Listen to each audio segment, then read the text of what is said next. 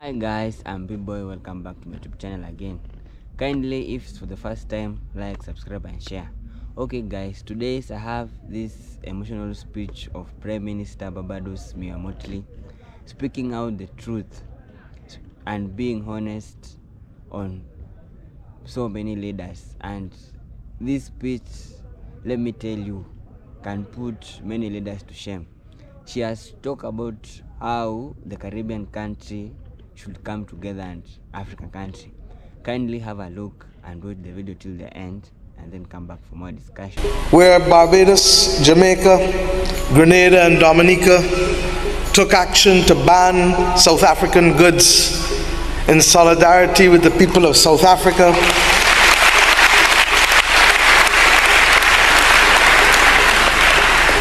recognizing that though they were thousands of miles away, there was an injustice being perpetrated, man's inhumanity to man, that required people who had little power to take a stand and to say, wrong is wrong.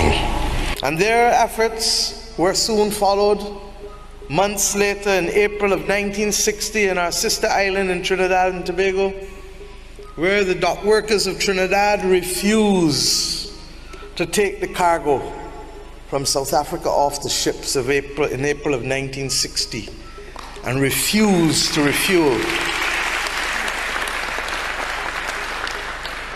the ship that had brought the cargo, recognizing that even though they were dock workers and not capable of great and grave decisions, they could do what they could within the space that they could. And their work was to be followed then, of course, by that titan of Caribbean revolution and social reform, Fidel Castro, El Comandante, who worked then with that other great Caribbean titan, Michael Manley of Jamaica, well known perhaps to many of you. And of course our own father of independence, Errol Walton Barrow, who worked with Fidel Castro in the struggle for the liberation of the peoples of Southern Africa by allowing the planes that left Havana, Cuba, to refuel in Bridgetown, Barbados, in order to bring the troops in to Southern Africa, and in particular, Southwestern Africa.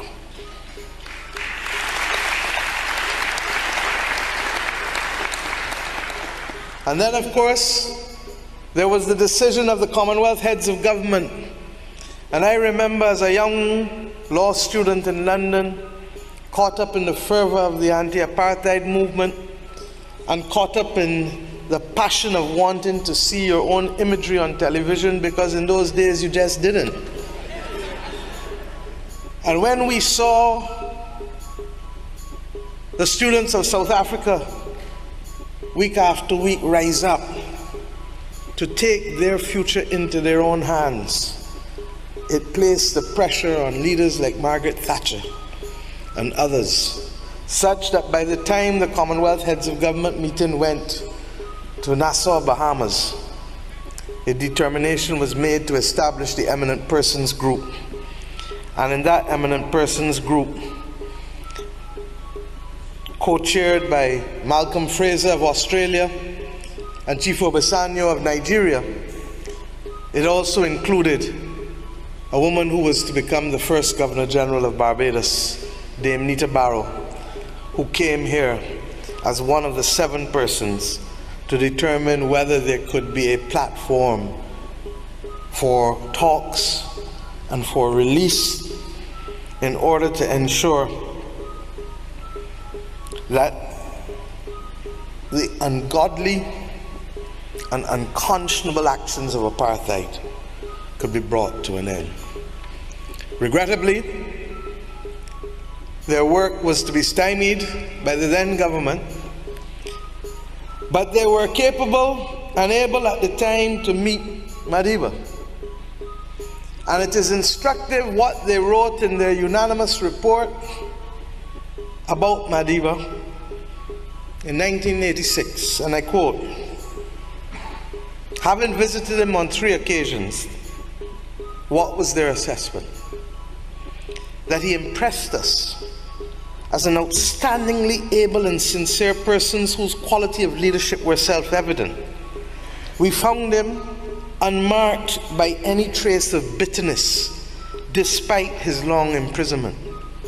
His overriding concern was for the welfare of all races in South Africa in a just society. He longed to be allowed to contribute to the process of reconciliation. This was not post-release. This was not on the eve of release. This was still deep in the bowels of his imprisonment. And you know, I've deliberately decided to take a segue this afternoon before addressing the fundamental issues, because it is important that we contextualize the struggle and the values for those who refuse to be reminded, or who fail to be reminded, or who are not reminded, may well believe that this was as easy as dealing with the twinkle of an eye with the remediation and reparation of an awful thing. It hurt me to hear that there are some who believe that Madiba did not do enough, and perhaps worse for a few, that he might have been a sellout. All because what they believe, justifiably so, should be theirs today is not yet theirs.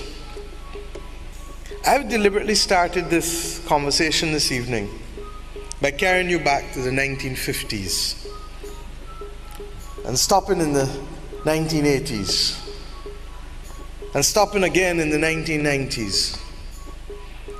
Because if there is any one single truth, it is that each of us runs our leg of the relay. And the baton is all that can be required of us to carry.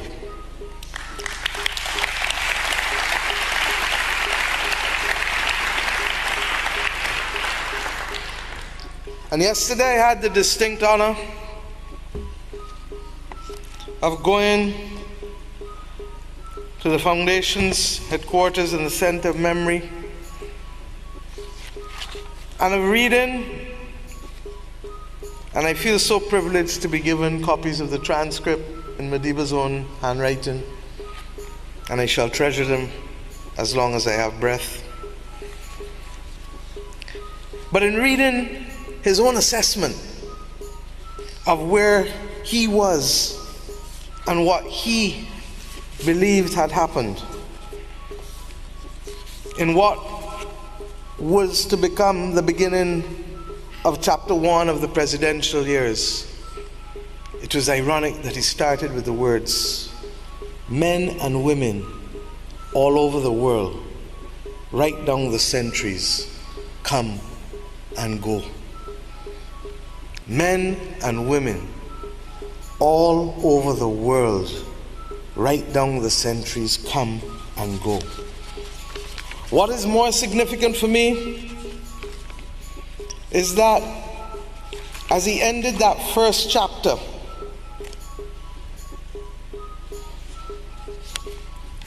he also reflected on the fact that he sought at no stage for the fame that was to follow him, and that the notion that he could be regarded as a saint was one that he thoroughly rejected. And the last words, "I never was one even on the basis of an earthly definition of a saint as a sinner who keeps trying." My friends, we need to pause sometimes and to remember context always. And I do so because in a very real sense, that which I've come to address you today on too is the subject of a great struggle, and will be the subject of a struggle that will require many different people to run their different legs of the baton, of the race, to hand over the baton. And the example of Madiba is the example more than any other that I would want us to hold on to, because in so doing, it is the values that he exhibited, the moral example, the moral compass that he provides, that gives us both the strength and the capacity to run this race, which will be the greatest race that humanity will require of any generation. It stands out for me that at the very outset, courage was never lacking. It is a cause for which I am prepared to fight, but a cause for which I am prepared to die. How many of us can say that today? It was the moral fortitude of a man that determined that no type of offer with special conditionalities for early freedom would be acceptable, because what was required was justice. It is amazing that in the face of the gravest and greatest inhumanity, not just to himself, to his family, to his people, that the vengeance that would otherwise eat and force others into action was absent from his mind, body, and spirit. And as I just read to you from the evidence of the eminent persons group, not conveniently so as an act of politics, but as an act of character deep in the bosom of his imprisonment. And then there's the story that was told to me yesterday by Cello as we looked at the photographs of what his cell contained. And I well recall my own visit to Robben Island 20 years ago. And all who, like me, have practiced a little criminal law in my career know that that is a common sight in colonial constructed prisons that had no sanitary facilities. And the humility of the man captured best in being able to ensure that when one of his own brothers was unable to take care of themselves in the most basic and human of ways, that Madiba performed the duties of cleaning for him. An example of servant leadership, if ever there is one.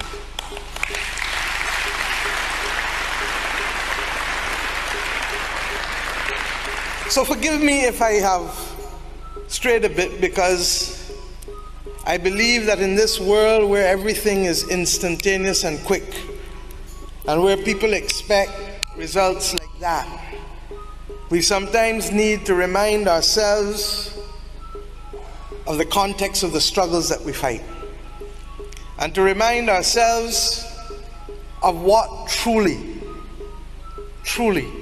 was at stake. There are some young people who would simply now, 3 decades after his release, will only know of Nelson Mandela in the context of a history book or in the stories told by others, but would not appreciate what it is to be prevented from being able to love who you want, to work where you want, to live where you want, to do what you want, in ways that are simply not capable of contemplation today.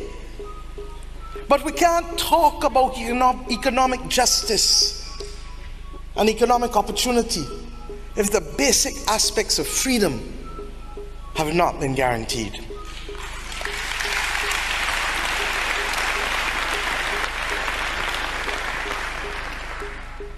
No one expects us to be stuck in a moment of time, but it is the understanding that he did what was his to do. It is now up to us to do what is ours to do.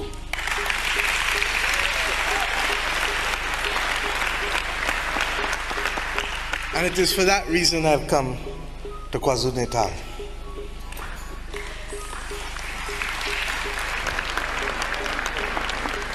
You know, we live in a world that is at a very strange moment in time.